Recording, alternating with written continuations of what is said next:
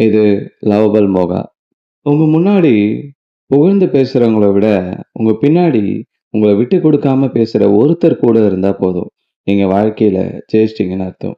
இன்னைக்கு உலகம் முழுக்க முகமூடி மனுஷங்க தான் அதிகமா இருக்காங்க. தேவை இருக்கும்போது மட்டும் தேடி வர உறவுக்கு மத்தியில, தேவையே இல்லனாலும் நம்ம நல்லத மட்டும் நினைக்கிற சில மனிதர்கள் இருக்காங்க பார்த்தீங்களா? அவங்க தாங்க தங்கம்.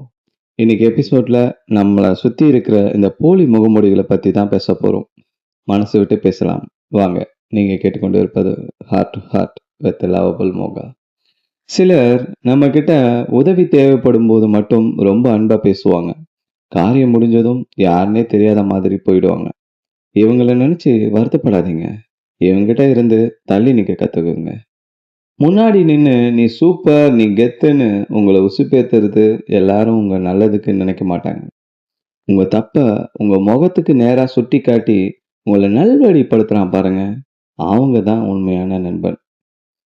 1000 பேர் உங்கள சுத்தி இருக்கணும்னு அவசியம் இல்ல நண்பா.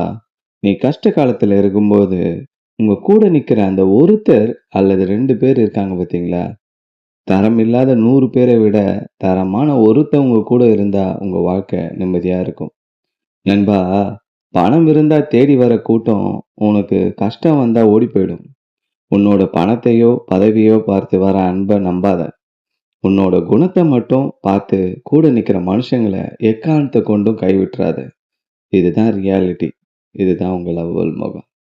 மீண்டும் அடுத்த எபிசோடில் காத்திருக்கும் வரை நீங்கள் கேட்டுக்கொண்டு இருப்பது heart to heart with lovable Moga. Bye. பார்த்துக்கலாம்.